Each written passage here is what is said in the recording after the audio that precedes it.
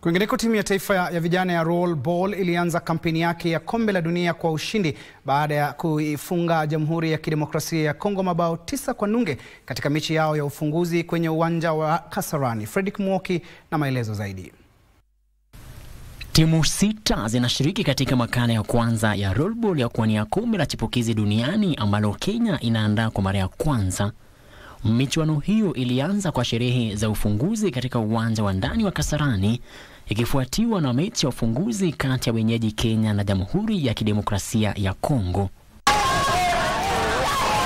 Kenya ilifanya vyema kwenye mechi hiyo, ikiongozwa kwa mabao 6-0 katika kipindi cha kwanza.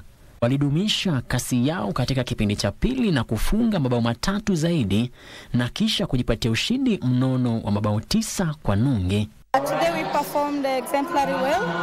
We've prepared so very well because of today, and the kids did amazing. And we are hoping that we'll continue with the same spirit. Ushindi huo unaanzisha kampeni zao kwa njia mwafaka, hasa inaposhiriki katika mashindano hayo ya dunia kwa mara ya kwanza. The game is fun. We have been preparing very well. Tumetrain, makocha wametutrain, wametutayarisha, and we thank them for their good work. Kenya inaandaa mashindano ya dunia kwa chipukizi kwa mara ya kwanza, huku timu za Kenya zikiendelea kushamiri mbele ya mashabiki wa nyumbani katika mashindano hayo ambayo yanatarajiwa kamilika tarehe 29 mwezi huu.